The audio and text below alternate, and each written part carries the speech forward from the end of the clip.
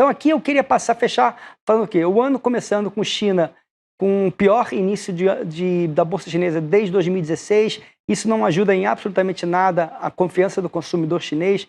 Vai para a Europa também sobre aqueles mesmos questionamentos, além de crescimento da China, que é um parceiro importante, a China, Europa, todo mundo está preocupado com o que vai acontecer com as tarifas a partir do dia 20 de janeiro, quando o Trump assume.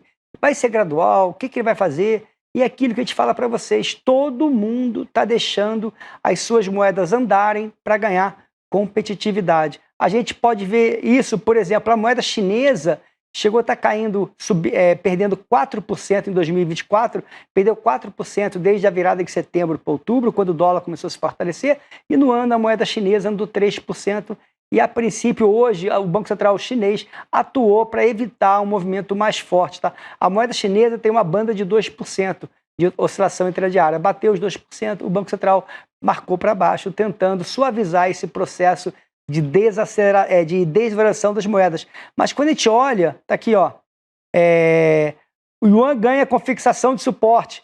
Olha o que está acontecendo. Para mim, isso é um dos maiores sinais. Eu vim de renda fixa, né? Então, quando eu vejo os juros de longo prazo sempre caindo, em patamares nunca vistos, é um ponto de atenção que a economia chinesa precisa de ajuda. Tá? Então, duas coisas. Tá? Primeiro, a moeda chinesa estava em 7,31, tá? Aí o Banco Central chinês colocou em 7,29. Se você olhar a moeda chinesa, senhores, ela já perdeu 3% e ia simplesmente chegou a perder 4%. Mas olha isso aqui, juros chineses de 10 anos, caindo mais 7 pontos, já estamos falando de juros chineses de 10 anos, a 1,61. Olha o 30 anos, 1,84. Há 2 meses atrás, 1 mês e meio atrás, era 2,30. Por que eu estou falando 2,30? Que foi quando o juro chinês de 30 anos veio para baixo do juro japonês de 30 anos. Então, quando você olha juros chineses, não é um bom recado, né? Não é um bom recado. A moeda chinesa simplesmente estava andando e eu acho que o mundo vai deixar suas moedas andarem até ter uma clareza maior de como que vai ser a política tarifária do Trump. Olha o euro. Se lembra, acho que foi há 2 meses atrás, 3 meses atrás, quando veio o Trump, falei, o mercado vai testar. Quando veio o Trump, da maneira que ele ganhou as eleições, ele vai ter muito mais facilidade em impor sua agenda. E todo mundo sabe a agenda tarifária do Trump, teoricamente. E eu comentei, o euro era 1,08, hashtag mercado vai discutir paridade. Já estamos em 1,03. Tá? O euro está no menor nível em 2 anos. O euro simplesmente voltando para 2022. E, por enquanto, eu não vejo mudança de cenário. Continua o dólar o rei do mundo. O que faria reverter esse dólar o rei do mundo? Esse é um ponto importante. O que a gente tenta colher é hoje, para mim, a principal resposta dessa informação, até onde vai o dólar, se encontra no senhor Donald Trump.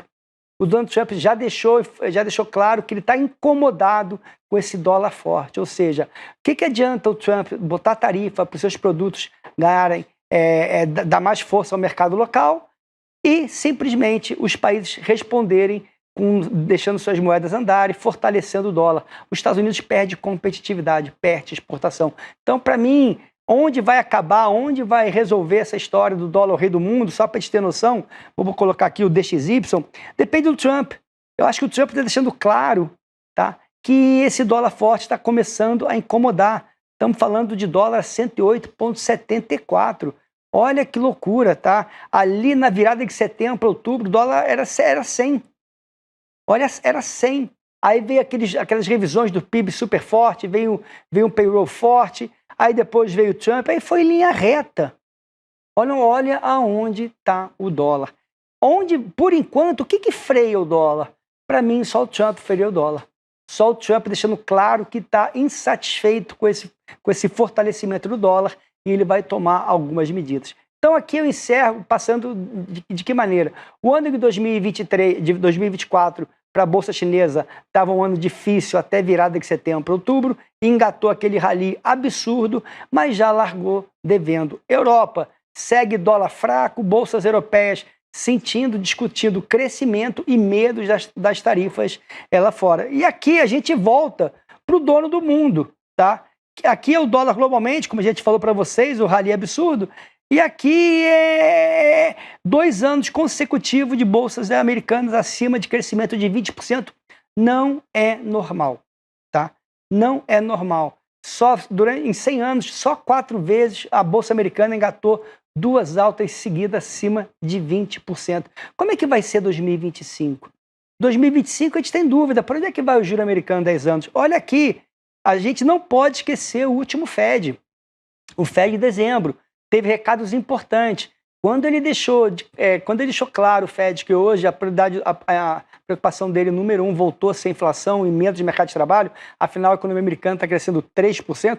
Olha o gráfico de pontos. O que mais me chamou a atenção no gráfico de pontos foi a inflação. O Fed agora só vê a inflação a 2% em 27.